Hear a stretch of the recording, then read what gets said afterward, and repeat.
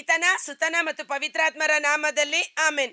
ಅಸಾಧ್ಯವೆಂಬುದೇ ಇಲ್ಲ ನನ್ನ ಯೇಸು ದೇವರಿಗೆ. ಅದ್ಭುತರು ಅದ್ಭುತರು ಅದ್ಭುತರು ಅದ್ಭುತರು ಯೇಸುವೆ ಅದ್ಭುತರು. ತಣ್ಣೀರನ್ನು ದ್ರಾಕ್ಷಾರಸ ಮಾಡಿದಂತ ಅದ್ಭುತರು. ಕುಷ್ಠರೋಗಿಗಳ ಮುಟ್ಟಿ ಸೌಖ್ಯ ಕೊಟ್ಟ ಯೇಸುವೆ ಅದ್ಭುತರು. ಅಸಾಧ್ಯವೆಂಬುದೇ ಇಲ್ಲ ನನ್ನ ಯೇಸು ದೇವರಿಗೆ. ಅದ್ಭುತರು ಅದ್ಭುತರು ಅದ್ಭುತರು ಅದ್ಭುತರು ಯೇಸುವೆ ಅದ್ಭುತರು. ನನ್ನೇಸುವೆ ಅದ್ಭುತರು. ಪ್ರಭು ಕ್ರಿಸ್ತರಲ್ಲಿ ಆತ್ಮೀಯ ಸಹೋದರ ಸಹೋದರಿಯರೇ, ಈ ದಿನದ ಮುಂಜಾನೆಯ ಜೀವಸ್ವರ 2 ಅರಸರುಗಳ ಗ್ರಂಥ 6ನೇ ಅಧ್ಯಾಯ. ಇದರ ಟೈಟಲ್ ನೋಡುವುದಾದರೆ ಮುಳುಗಿ ಹೋಗಿದ್ದ ಕೊಡಲಿ ತೇಲಾಡಿತು ಎಂಬುದಾಗಿ. ಕಬ್ಬಿಣದ ಕೊಡಲಿ ಸಮುದ್ರದ ನೀರಿನಲ್ಲಿ, ನದಿಯ ನೀರಿನಲ್ಲಿ ಮುಳುಗಿ ಹೋಗಿದ್ದ ಕೊಡಲಿ ನದಿಯ ನೀರಿನಲ್ಲಿ ತೇಲಾಡಿತು. ಇದು ಹೇಗೆ ಸಾಧ್ಯ? ಈ ವಾಕ್ಯವನ್ನು ಓದೋಣ. ಒಂದು ಸಾರಿ ಪ್ರವಾದಿ ಮಂಡಳಿಯವರು ಎಲೀಷನಿಗೆ, ನಾವು ನಿನ್ನ ಜೊತೆಯಲ್ಲಿ ವಾಸಿಸುತ್ತಿರುವ ಈ ಸ್ಥಳ ಬಹಳ ಇಕ್ಕಟ್ಟಾಗಿದೆ. ಆದುದರಿಂದ ನಾವು ಜೋರ್ಡನಿಗೆ ಹೋಗಿ ಅಲ್ಲಿ ಪ್ರತಿಯೊಬ್ಬನು ಒಂದೊಂದು ದಿಮ್ಮಿಯನ್ನು ಕಡಿದುಕೊಂಡು ಬಂದು ನಮಗೆ ಇರಲು ಒಂದು ಮನೆಯನ್ನು ಕಟ್ಟಿಕೊಳ್ಳೋಣ ಎಂದರು. ಅವನು ಅವರಿಗೆ ಹೋಗಬಹುದು ಎಂದು ಹೇಳಿದನು. ಅದರಲ್ಲಿ ಒಬ್ಬನು, ದಯವಿಟ್ಟು ತಾವು ತಮ್ಮ ಸೇವಕರಾದ ನಮ್ಮ ಜೊತೆಯಲ್ಲಿ ಬರಬೇಕು ಎಂದು ಬೇಡಿಕೊಂಡನು. ಎಲೀಷನು ಬರುತ್ತೇನೆ ಎಂದು ಹೇಳಿ ಅವರೊಡನೆ ಹೊರಟನು. ಅವರು ಜೋರ್ಡಾನನ್ನು ಮುಟ್ಟಿ ಮರಗಳನ್ನು ಕಡಿಯುತ್ತಿರುವಾಗ ಒಬ್ಬನ ಕೊಡಲಿ ಕಾವು ತಪ್ಪಿ ನೀರೊಳಗೆ ಬಿದ್ದಿತು. ಆದುದರಿಂದ ಅವನು, ಅಯ್ಯೋ ಗುರುವೇ, ನಾನು ಅದನ್ನು ಸಾಲವಾಗಿ ತಂದಿದ್ದೆ ಎಂದು ಸಂತಾಪಿಸಿದನು. ದೈವ ಪುರುಷನು ಅದು ಎಲ್ಲಿ ಬಿದ್ದಿತು ಎಂದು ಕೇಳಿದನು. ಅದು ಬಿದ್ದ ಸ್ಥಳವನ್ನು ಅವನು ತೋರಿಸಿದನು. ಆಗ ದೈವ ಪುರುಷನು ಆ ಮರದಿಂದ ಒಂದು ತುಂಡು ಕಟ್ಟಿಗೆಯನ್ನು ಕಡಿದು ಅಲ್ಲಿ ಹಾಕಿದನು. ಕೂಡಲೇ ಆ ಕೊಡಲಿ ತೇಲಾಡಿತು. ಎಲೀಷನು ಅದನ್ನು ತೆಗೆದುಕೋ ಎಂದು ಆಜ್ಞಾಪಿಸಲು ಆ ವ್ಯಕ್ತಿ ಕೈ ಚಾಚಿ ಅದನ್ನು ತೆಗೆದುಕೊಂಡನು. Praise the lord. ಇಲ್ಲಿ ಎಲೀಷನ ಸೇವಕರು ಎಲೀಷನನ್ನು ಜೊತೆಗೆ ಕರೆದುಕೊಂಡು ಹೋಗುವುದು ಒಂದು ದೊಡ್ಡ ವಿಶೇಷವಾದ ಕಾರ್ಯ. ಸೊ ದೇವ ಸೇವಕರು ಅಥವಾ ದೇವರ ಪ್ರಸನ್ನತೆ ನಮ್ಮ ಮಧ್ಯದಲ್ಲಿ ಸದಾಕಾಲ ಇರಬೇಕು. ದೇವರ ಪ್ರಸನ್ನತೆ ನಮ್ಮ ಮಧ್ಯದಲ್ಲಿ ಇರುವಾಗ ಅಸಾಧ್ಯವಾದುದನ್ನು ದೇವರು ನಮ್ಮ ಜೀವಿತದಲ್ಲಿ ಸಾಧ್ಯವನ್ನಾಗಿಸುವಂಥದ್ದು ದೇವರ ಪ್ರಸನ್ನತೆ, ಪರಿಶುದ್ಧಾತ್ಮರು. ಇಲ್ಲಿ ದೇವ ಸೇವಕರು ದೇವರ ಇರುವಿಕೆ ಅಥವಾ ದೇವರ ಪ್ರಸನ್ನತೆಯನ್ನು ತೋರಿಸುವವರಾಗಿದ್ದಾರೆ. ಆ ಕೊಡಲಿಯನ್ನ ಒಬ್ಬ ವ್ಯಕ್ತಿ, ಎಲೀಷನ ಜೊತೆಗಿದ್ದಂಥ ವ್ಯಕ್ತಿ ಪರರಿಂದ ಸಾಲ ಮಾಡಿ ತೆಗೆದುಕೊಂಡು ಬಂದಿದ್ದ. ಇವತ್ತು ಅನೇಕರು ಹಣ, ಕಾಸು, ಕಾರು, ಬಂಗಲೆ ನಮಗೆ ಬೇಡ, ನಾವು ಇರುವುದರಲ್ಲೇ ತೃಪ್ತಿಯಾಗಬೇಕು ಎಂದು ಈ ಆಶೀರ್ವಾದವನ್ನು ತಳ್ಳಿ ಹಾಕಿ ಆ ಬಡತನವನ್ನೇ ಅವರು ಸ್ವೀಕಾರ ಮಾಡಿಕೊಳ್ಳುತ್ತಾರೆ.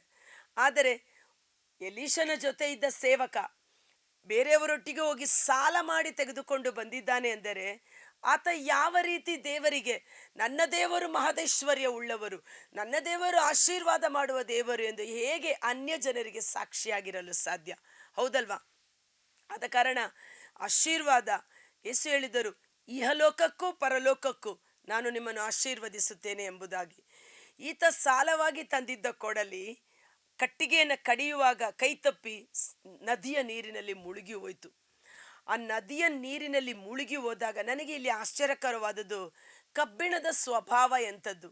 ಆ ಕಬ್ಬಿಣ ಭಾರವಾದ ವಸ್ತುವನ್ನು ನೀರಿನಲ್ಲಿ ಹಾಕುವಾಗ ಅದು ತನ್ನ ನೈಜ ಸ್ವಭಾವ ನೀರಿನಲ್ಲಿ ಮುಳುಗಿ ಹೋಗುವಂಥದ್ದಾಗಿದೆ.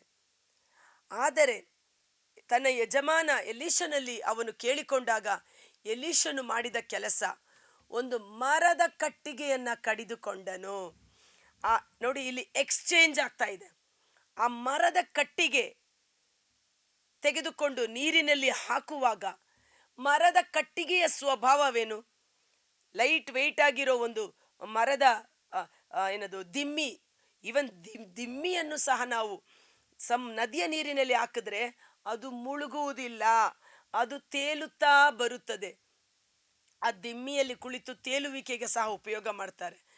ಆದರೆ ಆ ಆ ಮರದ ತುಂಡು, ಹಗೂರವಾಗಿ ತೇಲಬೇಕಾಗಿರುವ ಮರದ ತುಂಡು ತನ್ನ ನೈಜ ಸ್ವಭಾವವನ್ನು ಮರೆತು ಅದು ಮುಳುಗಿ ಹೋಗಿ ನೆಲದಲ್ಲಿದ್ದ, ನೀರಿನ ಆಳದಲ್ಲಿದ್ದ ಕೊಡಲಿಯನ್ನ ಮತ್ತೆ ಮೇಲಕ್ಕೆ ಬರುವಂತೆ, ತೇಲಾಡುವಂತೆ ಮಾಡಿತು.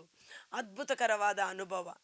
ಇಲ್ಲಿ ಆ ಮರದ ಕಟ್ಟಿಗೆ ಅಂತ ಹೇಳುವುದಾದರೆ, ಎಲಿಷನ ಪ್ರಾರ್ಥನೆಯ ಮೂಲಕ ಅದು ಅಭಿಷೇಕವನ್ನ ಪಡೆದುಕೊಂಡಿತು. ಈ ಮರದ ಕಟ್ಟಿಗೆ ಯಾವುದಕ್ಕೆ ಹೋಲಿಕೆ ಮಾಡಬಹುದು? ಕಲ್ವಾರಿ ಶಿಲುಬೆಯ ಮೇಲೆ ನಮಗಾಗಿ ಪ್ರಾಣವನ್ನು ಕೊಟ್ಟು ಶಾಪದ ಚಿಹ್ನೆಯಾಗಿದ್ದ ಶಿಲುಬೆಯನ್ನು ಆಶೀರ್ವಾದದ ರಕ್ಷಣೆಯ ಲಾಂಛನವನ್ನಾಗಿ ಮಾಡಿದ ಪ್ರಭು ಯೇಸುವಿನ ಗುರುತಾಗಿ, ದೇವರ ವಾಕ್ಯದಿಂದಲೂ ಪ್ರಾರ್ಥನೆಯ ಶಕ್ತಿಯಿಂದಲೂ ಆ ಕಟ್ಟಿಗೆ ತನ್ನ ನೈಜ ಸ್ವಭಾವವನ್ನು ಮರೆತು ಮುಳುಗಿ ಹೋಗಿದ್ದ ಕಠಿಣವಾಗಿದ್ದ ಕಬ್ಬಿಣವನ್ನ ಮೇಲೆ ತೇಲಾಡುವಂತೆ ಮಾಡಿತು, ರಕ್ಷಣೆ ಮಾಡಿತು ಎಂದು ಹೇಳಬಹುದು. ಇದೇ ರೀತಿಯಲ್ಲಿ ಸ್ವರ್ಗದಲ್ಲಿ ತನ್ನ ದೈವತ್ವವನ್ನು, ದೈವ ಪದವಿಯನ್ನು ತ್ಯಜಿಸಿ ಪ್ರಭು ಯೇಸು ಈ ಭೂಲೋಕ ಎಂಬ ನದಿಯ ನೀರಿನಲ್ಲಿ ಮುಳುಗಿ ತನ್ನ ತನ್ನ ತನ್ನ ನೈಜತೆಯನ್ನು, ತನ್ನ ದೈವತ್ವವನ್ನು ತ್ಯಾಗ ಮಾಡಿ ತನ್ನನ್ನೇ ತಾನು ಬರಿದು ಮಾಡಿಕೊಂಡು ಈಗಾಗಲೇ ಪಾಪ ಎಂಬ ನೀರಿನಲ್ಲಿ, ನದಿಯ ನೀರಿನಲ್ಲಿ, ಪಾಪದ ಭೂಲೋಕದಲ್ಲಿ ಮುಳುಗಿ ಹೋಗಿದ್ದ ಕಠಿಣ ಹೃದಯವುಳ್ಳ ಮನುಷ್ಯ ಜನಾಂಗವನ್ನು ಮೇಲೆ ಕೆತ್ತಿ, ನೀರಿನಲ್ಲಿ ತೇಲಾಡೋದಂದ್ರೇನು? ಮುಳುಗಿ ಹೋಗಿದ್ದ ವ್ಯಕ್ತಿ ಜೀವ ಬಂತು ಎಂದು ರಕ್ಷಣೆಯನ್ನು ಪಡೆದುಕೊಂಡ ಅನುಭವವನ್ನು ಇಲ್ಲಿ ನಾವು ಸಾಂಕೇತಿಕವಾಗಿ ನೋಡುತ್ತೇವೆ. ಮತ್ತು ಇದರಿಂದ ಇನ್ನೊಂದು ಅಂಶ ತಿಳಿಯೋದೇನೆಂದರೆ, ಆ ಕಟ್ಟಿಗೆ ಕಲ್ಲಾದ ಕಬ್ಬಿಣವನ್ನು, ಕಠಿಣವಾದ ಕಬ್ಬಿಣವನ್ನು ತೇಲಾಡುವಂತೆ ಮಾಡಿದಂಥ ಕಟ್ಟಿಗೆ ಎಂಥ ಕಠಿಣ ಮನುಷ್ಯನಾದರೂ ಸಹ ಯೇಸುವಿನ ಆತ್ಮರ ಕೃಪೆಯಿಂದ ಆತನ ಸ್ವಭಾವವನ್ನು ಬದಲಾವಣೆ ಮಾಡಲು ಸಾಧ್ಯ. ಕಠಿಣನಾಗಿದ್ದ ಸೌಲನನ್ನು ಸಂತ ಪೌಲನನ್ನಾಗಿ ಮಾರ್ಪಡಿಸಿದ ಯೇಸು, ಹೌದಲ್ವಾ? ಆ ಜ್ಯೋತಿ, ಆ ಬೆಳಕು, ಆ ದಿವ್ಯವಾಣಿ ಕತ್ತಲಲ್ಲಿ ಪ್ರಕಾಶಿಸುತ್ತದೆ. ಕತ್ತಲು ಅದನ್ನು ನಿಗ್ರಹಿಸಲು ಸಾಧ್ಯವಾಗುವುದಿಲ್ಲ. ಆದ ಕಾರಣ ಧೈರ್ಯವಾಗಿರಿ. ಈ ಹೊಸ ವರ್ಷದಲ್ಲಿ ನಮ್ಮ ಕುಟುಂಬಗಳಲ್ಲಿ ಇನ್ನು ಯಾರಾದರೂ ಕಬ್ಬಿಣದಂತೆ ಕಾಠಿಣ್ಯತೆ ಉಳ್ಳವರಾಗಿದ್ದರೂ ಸಹ ಅವರು ಬದಲಾವಣೆಯಾಗಲು ಸಾಧ್ಯವೇ ಇಲ್ಲ ಎಂದು ನೀವು ತಿಳಿದುಕೊಂಡಿರಬಹುದು. ಮನುಷ್ಯನಿಗೆ ಇದು ಅಸಾಧ್ಯ, ನನ್ನ ಯೇಸು ನನ್ನ ರಕ್ಷಕ, ನನ್ನ ಯೇಸುವಿನಿಂದ ಎಲ್ಲವೂ ಸಾಧ್ಯ ಎಂದು ಸೋತು ಹೋಗದೆ, ನಿರಾಶರಾಗದೆ ಅವರಿಗಾಗಿ ಪ್ರಾರ್ಥಿಸೋಣ. ಎಲಿಷ ಪ್ರವಾದಿ ಆ ಕಬ್ಬಿಣದ ಕೊಡಲಿ ನದಿಯ ನೀರಿನಲ್ಲಿ ಮುಳುಗಿ ಹೋದಾಗ ಮತ್ತೆ ಮೇಲೆ ಬರಲು ಸಾಧ್ಯವೇ? ಆದರೆ ಪ್ರಾರ್ಥನೆಯಿಂದಲೂ ದೇವರ ವಾಕ್ಯದ ಶಕ್ತಿಯಿಂದಲೂ ಆ ಕಟ್ಟಿಗೆಯನ್ನು ಹಾಕಿ ಪ್ರಾರ್ಥಿಸಿದಾಗ ಕಬ್ಬಿಣದ ಕೊಡಲಿ ಮೇಲೆ ಬಂದಿತು. ಅಂಥ ಒಂದು ಅಭಿಷೇಕ ನಮ್ಮ ಕುಟುಂಬಗಳಲ್ಲಿ ಕಾರ್ಯ ಮಾಡಲಿ. ಆ ಕಬ್ಬಿಣದ ಆ ಒಂದು ಗುಣವನ್ನು ಅದು ಮರೆತು ತನ್ನನ್ನೇ ಹೊಸ ಸೃಷ್ಟಿಯಾಗಿ ಮಾರ್ಪಾಡು ಮಾಡಿಕೊಂಡಿತು. ಹೀಗೆ ಕಟ್ಟಿಗೆ ತನ್ನನ್ನು ತ್ಯಾಗ ಮಾಡಿ ಆ ಕೊಡಲಿಯನ್ನು ರಕ್ಷಣೆ ಮಾಡಿತು. ಆ ಒಂದು ಸೇವಕನ ಸಾಲದ ಭಾರವನ್ನು ಸಹ ಎಲಿಷ ಪ್ರವಾದಿ ತೀರಿಸಿದ. ಆದ ಕಾರಣ ಈ ಹೊಸ ವರ್ಷದಲ್ಲಿ ಈ ಕಬ್ಬಿಣದ ಕೊಡಲಿ ನೀರಿನಲ್ಲಿ ತೇಲಾಡಿದ ರೀತಿಯಲ್ಲಿ, ಮುಳುಗಿ ಹೋಗಿದ್ದ ಕೊಡಲಿ ತೇಲಾಡಿದ ರೀತಿಯಲ್ಲಿ, ಇನ್ನೇನು ನನ್ನ ಜೀವನ ಮುಗಿದೇ ಹೋಗುತ್ತೆ, ನನಗೆ ಯಾರೂ ಇಲ್ಲ ಎಂದು ಚಿಂತಾಕ್ರಾಂತರಾಗಬೇಡಿ. ಆ ಕಟ್ಟಿಗೆಯ ರೂಪದಲ್ಲಿ ಕಲ್ವಾರಿ ಶಿಲುಬೆ ಮೇಲೆ ನಮಗಾಗಿ ಪ್ರಾಣ ಕೊಟ್ಟ, ದೈವತ್ವವನ್ನು ತ್ಯಾಗ ಮಾಡಿ ತನ್ನನ್ನೇ ಬರಿದು ಮಾಡಿಕೊಂಡು ಭೂಲೋಕದಲ್ಲಿ ಮಗುವಾಗಿ ಹುಟ್ಟಿ ಬಂದು ರಕ್ಷಣೆಯನ್ನು ಕೊಟ್ಟ ಪ್ರಭು ಯೇಸು ನಮ್ಮೊಂದಿಗಿದ್ದಾರೆ. ಕರ್ತರಾದ ಯೇಸುವೇ, ಮುಂಜಾನೆ ಜೀವಸ್ವರವನ್ನು ಆಲಿಸುತ್ತಿರುವ ಪ್ರತಿಯೊಬ್ಬ ಸಹೋದರ ಸಹೋದರಿಯವರ ಕುಟುಂಬಗಳನ್ನು ನಿಮ್ಮ ಕರಗಳಿಗೆ ಸಮರ್ಪಿಸುತ್ತೇನೆ. ಎಂಥ ಕಠಿಣವಾದ ವ್ಯಕ್ತಿಗಳು ಇದ್ದರೂ ಸಹ, ಕಠಿಣ ಪಾಪಿಗಳಿದ್ದರೂ ಸಹ, ಎಂಥ ದುರಭ್ಯಾಸ ದುಶ್ಚಟಗಳಲ್ಲಿ ಮುಳುಗಿ ಹೋಗಿದ್ದರೂ ಸಹ ಅವರನ್ನು ರಕ್ಷಣೆ ಮಾಡಲು ಪ್ರಭು ಯೇಸುವಿಗೆ ಸಾಧ್ಯ ಎಂದು ಈ ಸಮಯದಲ್ಲಿ ಸಂಪೂರ್ಣವಾಗಿ ವಿಶ್ವಾಸಿಸಿ, ಅಂಥ ವ್ಯಕ್ತಿಗಳನ್ನು, ಹಠಮಾರಿತನದಲ್ಲಿರುವ ಮಕ್ಕಳನ್ನು ಯೇಸುವಿನ ಕರಗಳಿಗೆ ಸಮರ್ಪಿಸೋಣ. ಆ ಕಾನಾನ್ಯ ಸ್ತ್ರೀ ಯೇಸುವಿನ ಪಾದವನ್ನು ಹಿಡಿದುಕೊಂಡು, ಮನೆಯಲ್ಲಿ ನನ್ನ ಮಗಳು ದುರಾತ್ಮ ಪೀಡಿತಳಾಗಿ ನರಳಾಡುತ್ತಿದ್ದಾಳೆ ಎಂದು ತನ್ನ ಮಗಳಿಗಾಗಿ ಪ್ರಾರ್ಥಿಸಿದಾಗ, ಎಡೆಬಿಡದೆ ಪ್ರಾರ್ಥಿಸಿದಾಗ, ಪ್ರಭು ಯೇಸು ಆಕೆಯ ವಿಶ್ವಾಸದಂತೆ ನಿನಗಾಗಲಿ, ಸಮಾಧಾನದಿಂದ ಹೋಗು ಎಂದು ನುಡಿದರು. ಆ ಮಗಳು ಸಂಪೂರ್ಣ ಸೌಖ್ಯವನ್ನು ಪಡೆದುಕೊಂಡಗಳು. ನಿಮಗೆ ವಿಶ್ವಾಸ ಹೊಂದಿರಲಿ, ಯೇಸುವಿನಲ್ಲಿ ವಿಶ್ವಾಸ ಹೊಂದಿರಲಿ. ಅಸಾಧ್ಯವಾದುದನ್ನು ಈ ವರ್ಷದಲ್ಲಿ ದೇವರು ನಮ್ಮ ಜೀವಿತದಲ್ಲಿ ಸಾಧ್ಯವನ್ನಾಗಿಸಲು ಶಕ್ತರಾಗಿದ್ದಾರೆ. ನನ್ನ ಯೇಸು ನನ್ನ ರಕ್ಷಕ.